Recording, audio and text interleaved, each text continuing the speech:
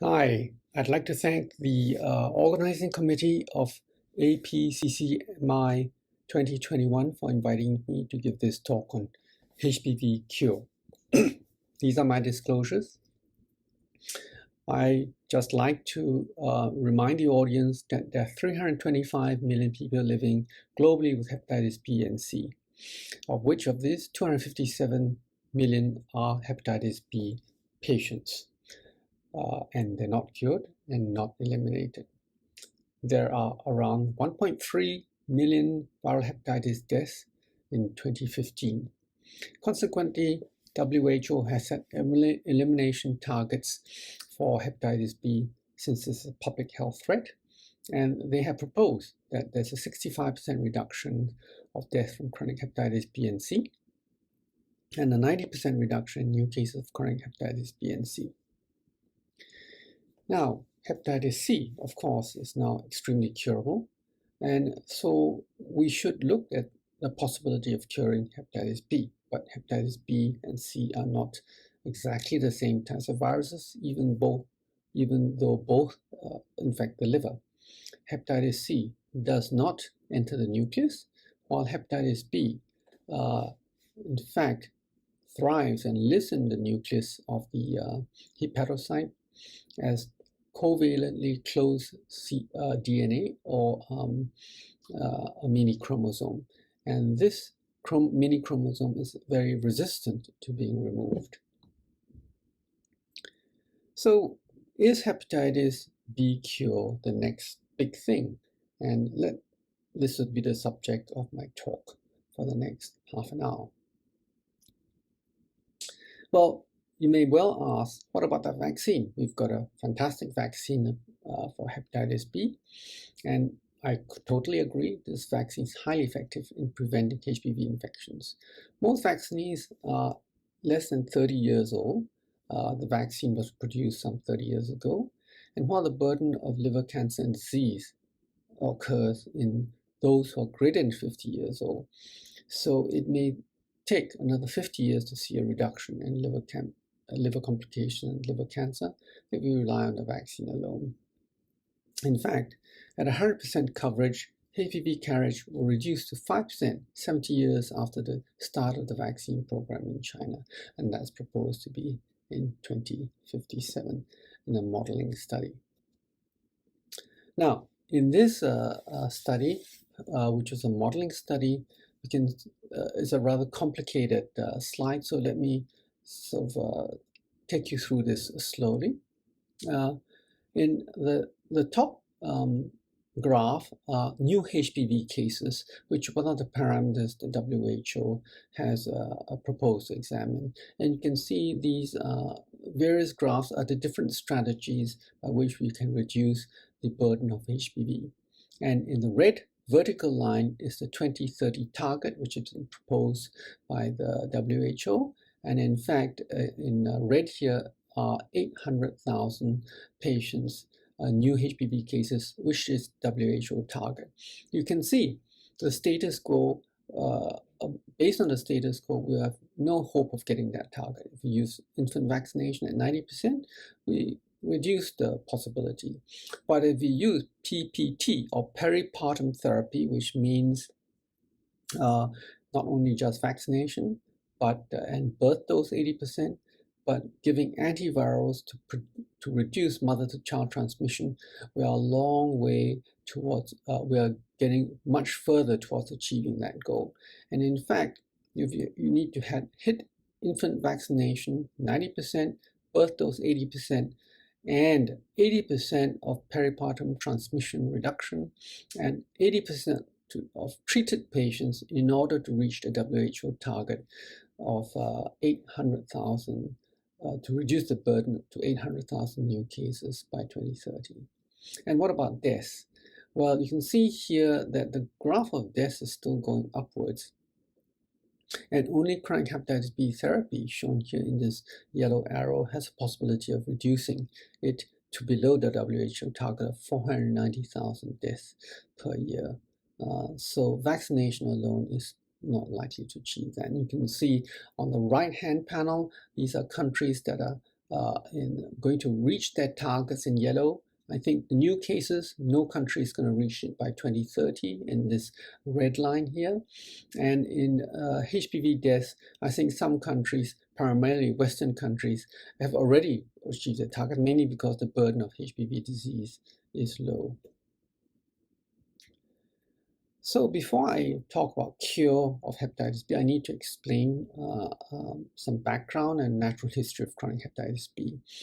Hepatitis B has affected more than 2 million people, but around 257 million have got chronic hepatitis B, and around 25 to 40% will die of liver cirrhosis or liver cancer, and 75% of these infections are in the Asia-Pacific region. One peculiar aspect of chronic hepatitis B infection is that chronicity is only achieved if you get infected below the age of 5, hence the crucial role of vaccination for children and in the perinatal period. If you get infected beyond the age of 5, then you clear hepatitis B and you don't get chronic infection.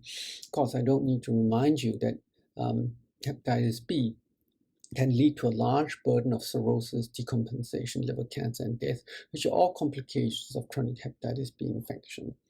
And hepatitis B is very peculiar in the sense that it goes through different phases from immune tolerance, immune clearance, where there's abnormal liver function tests with clearance of E antigen and liver inflammation. If E antigen seroclearance is achieved, then immune control is achieved, and you get low levels of hepatitis B DNA and normalization of your liver function test. But at some stage, liver function tests can become abnormal due to reactivation of hepatitis B. Spontaneously, the DNA can rise and cause liver damage. The causes of all this, unfortunately, is not clear at this stage. Which leads me to, of course, the issue of what is cure. Now, I've called this cure a functional cure rather than cure because the definitions of cure are listed here. Functional cure is S antigen loss of seroconversion, 24 weeks of therapy with undetectable HBV DNA. And it can be achieved with existing therapy, and I'm going to show you some data on how well that's achieved. Ideally, it should be around 30% in phase 3 studies. Now, absolute or complete cure is the absence of cccDNA and integrated HBV, and is unlikely to be seen in the foreseeable future. Now, HBs antigen loss is associated with improved complications and outcomes in this meta-analysis published this year. You can show that liver decompensation, liver cancer, liver transplant, or death, which is mortality, the first clinical events are significantly reduced in about 70% to 80% of patients. So signifying that S antigen loss is clearly a very good surrogate endpoint and a very good endpoint for therapy to achieve. In fact, you can achieve S antigen loss in a significant number of patients over time. In this study from Taiwan, about 2,000 of 2,000 patients, around 45% of them achieved S antigen loss, although this took 25 years to happen. Unfortunately, current treatments are not particularly good at inducing S antigen loss. Nucleoside analogs are very easy to take, and you need long-term therapy. Generally, the S loss rates are low. In this large study from Korea, after 6 years, only 2% of them lost S antigen. In our own studies, you can get S antigen loss with about a year of interferon therapy, but that loss is only between 7 to 10%. Interferon, of course, has got lots of side effects, and this is something that not all patients can tolerate. You must remember that hepatitis B has got a very complicated life cycle. I've indicated that to you earlier. And this is a rather complicated slide, but I just want to highlight two particular aspects of the viral life cycle that you should be aware of. The first one is where the virus goes into the cell, into the nucleus in this case, and viral transcripts are produced in the lower panel to form the replicative pathway where immature capsids then mature to become capsid are secreted through the multivesicular body. Now, there's an independent secretory pathway of viral antigens where the S antigen and E antigens are secreted separately. And this S antigen is secreted far in excess of the requirements for viral replication. For instance, you might have more than 1,000 times subviral particles or S antigen particles, more than the actual active virus that is being secreted. And it is thought to lead to paralysis of the immune response. Now, these two pathways are differentially regulated, and consequently, in order to get functional cure, you need to block the secretory pathway, and which is why nucleoside analogs are unlikely to be able to lead to cure. The other factor is that HBV is not cytopathic, and patients with high levels of HBV don't actually have liver damage until the immune system gets involved. And it is proposed that when there is lack of immune response, levels of virus replication are extremely high, and there's very little liver damage. On the other hand, if the immune response is very potent, it can clear the virus. And somewhere in between is where you get an ineffective immune response that leads to immunopathology. So these are the current treatments for chronic hepatitis B at this stage. As I've shown you, the nucleoside analogs and pegylated interferon. So there's different strategies you can use, such as just nucleoside analogs alone, long-term, peg interferon alone, combining the both, of switching from nukes to interferon, and stopping nucleoside analogs. All these are potential strategies, and I'm going to discuss some of them today. So we did a meta-analysis to look at the S antigen loss rate with current therapies, and this was performed in looked at 43 high-quality RCTs with a low risk of bias. You can see in this meta-analysis that the combination treatment led to 6.55% of S antigen loss compared to nucleoside analogs alone, or 0.58% only. So clearly, combination therapy is superior. Interferon versus nucleoside analogs was also superior, 3.46 versus 0.27%. But the combination versus interferon, there was no significant difference. So clearly, interferon is useful. Combining them is no better than using interferon alone. And all these rates of S antigen losses I showed you before are below 10%. So nucleoside analogs decline. Long-term nucleoside analogs is a strategy that is currently being proposed for patients who need antiviral therapy. And using modeling studies, it predicts that 36 to 39 years of nucleoside analogs are necessary in order to achieve S antigen loss. So after S antigen loss, can hepatitis B return? I think this is a very important question.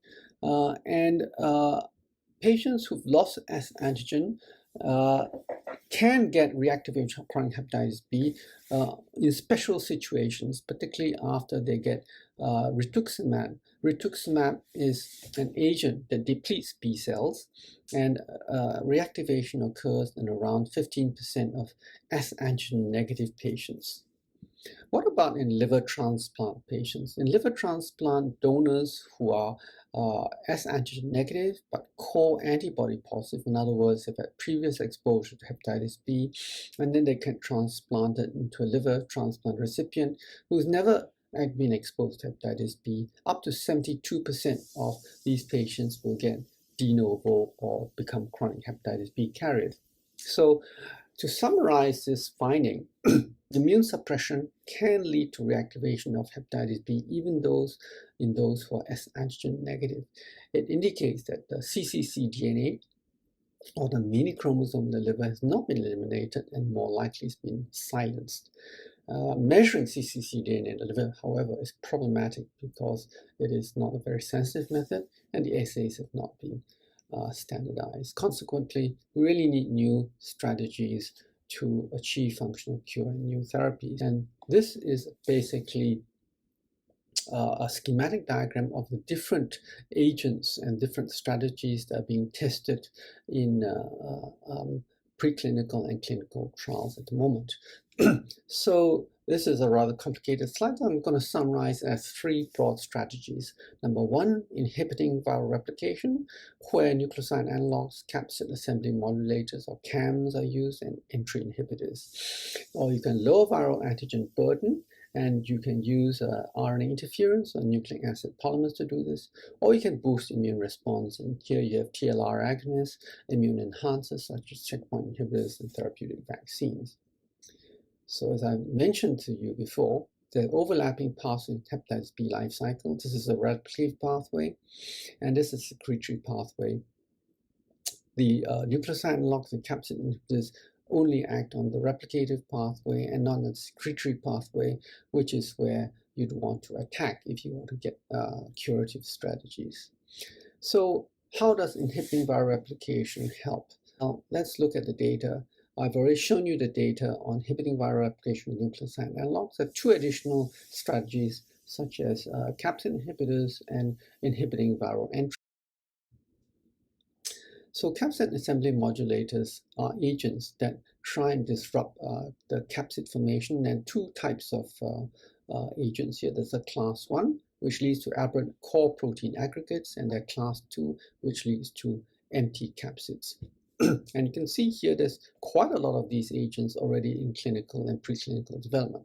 So let's have a look at then in terms of the clinical efficacy. And I'd like to highlight this red box here on the right-hand side, showing that capsid inhibitors on their own are very good at reducing the HBV DNA and the HBV RNA shown here in blue and green, but they have very little impact on the S antigen levels of these patients.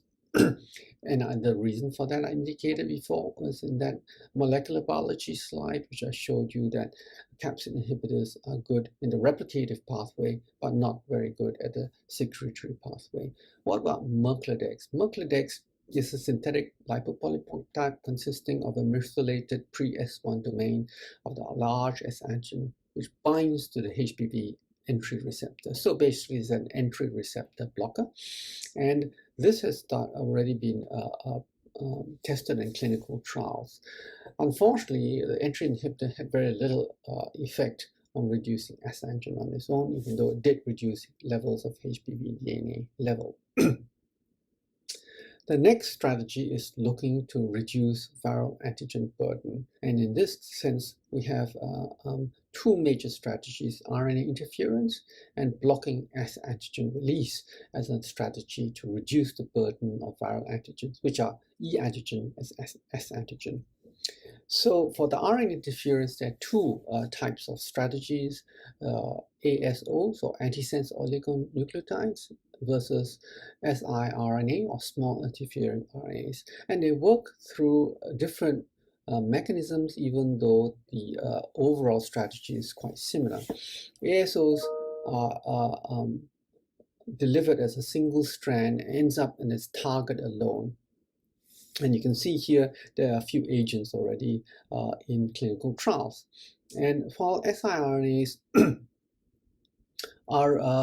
enter this risk complex, and the duplex association with the AGO is basically the mechanism by which it works, and maintaining the AGO in this risk complex is the one that maintains the ability of the small interfering RNAs to block RNA transcription.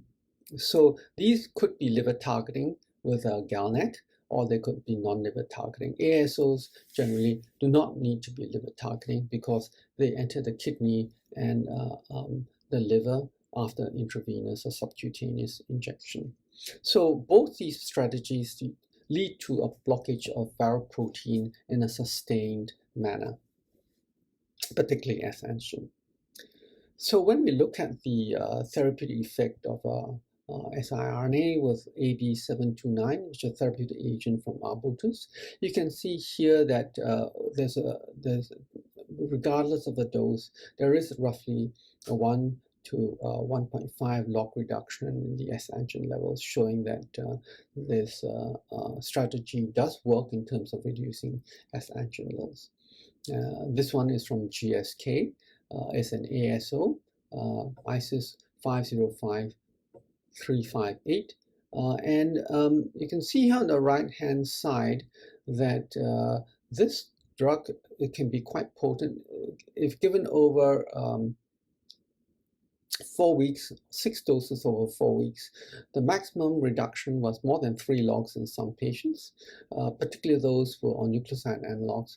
The slightly less reduction in those who were not on nucleoside analogs of 1.5 logs.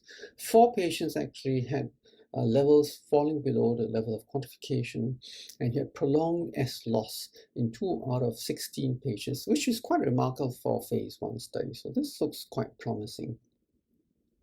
For nucleic acid polymers, these are new class of agents, and there's a number of different molecules here, but they all work in the same way: REP 2139, 2165, or 2055.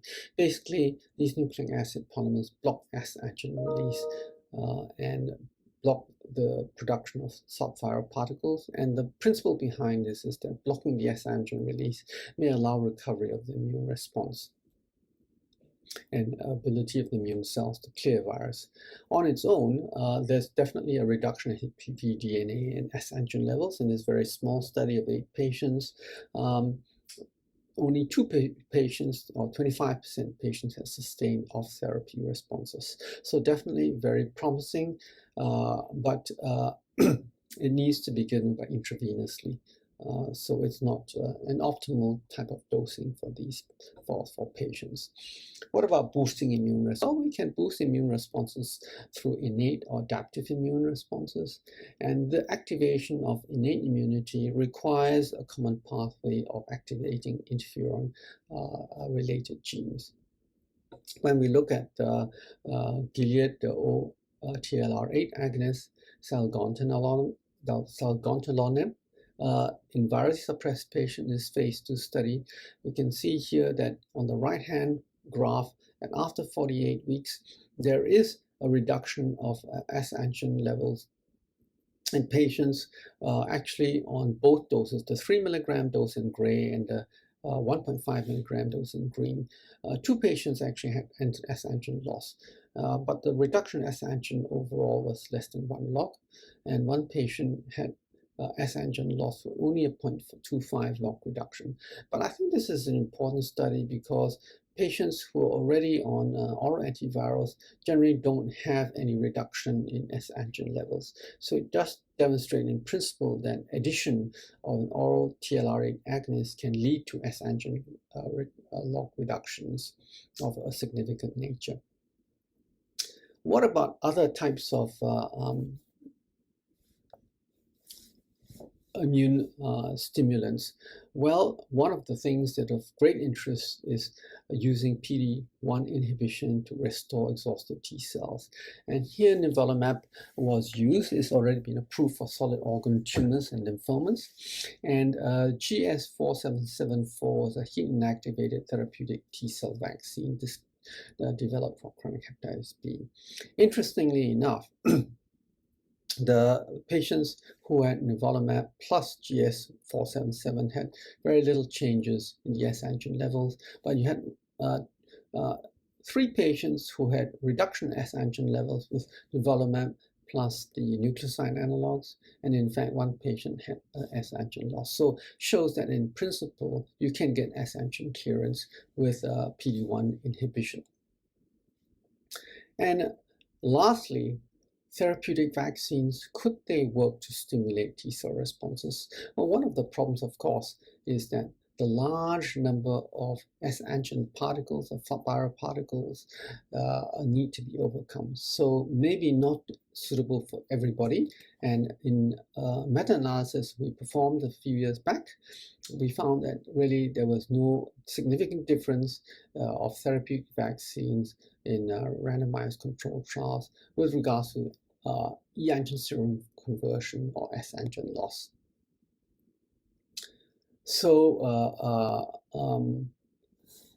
last lastly, I want to bring up combination therapies. I've shown you most of them as monotherapies. So which combination therapies have been successful? I indicated to you before, this is Mucladex, the entry inhibitor. But when you combine it with interferon, surprisingly, 26.7% of them actually lost S antigen. So there's something about this combination that seems to be highly efficacious because patients on interferon alone didn't have much S antigen loss. But this study was done in a co-infected HPV co-infected group. So we wait to see whether the mono-infected patients will respond in a similar way. This is the nucleic acid polymer, study 401, and they combine it not just with interferon, but with tenofovir as well. And you can see in green, the S antigen levels have a dramatic reduction upon the beginning, upon the use of REP, the nucleic acid polymers, and this is also associated with S antigen antibodies to S antigen upon S antigen loss. There is also a significant number of ALT flares associated with the loss of S antigen, indicating there's an induction of some immune responses in the production of S antigen loss. So functional cure occurred in 40%, but you need the combination of all three of them to do so. Combination of nucleoside analogs, capsid inhibitors, and RNAi could potentially lead to S antigen loss. You can see in principle that there's a gradual reduction of antigen levels over time after 115 days. We wait to see whether longer-term therapy can lead to sustained S antigen loss in this particular strategy. So I think we can see from this potential combinations that there's more than one path to functional cure. Potent combination therapy could lead to S loss. Most of these combinations rely on immune modulators on the whole, particularly interferon.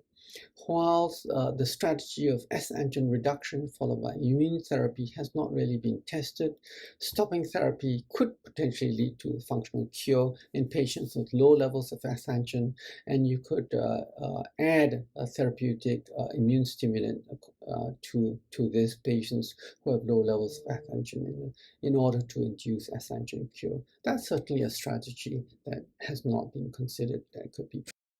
So generally, the strategies for HPV treatment are to block viremia and reduce antigen load and either remove cccDNA or silence it, or to improve T cell responses, whether it's T cells, humoral responses, or innate immunity, still remains to be determined. So to conclude, functional cure is an achievable endpoint associated with improved clinical outcomes. Functional cure is most likely associated with cccDNA silencing rather than eradication. Agents that have little effect on quantitative S antigen early studies cannot be completely discounted and may have efficacy in combination. Combination therapy is the most promising strategy, but sequential therapy may be another option, particularly if we can lower the level of S antigen less than 100 IU per mil and add immunomodulators.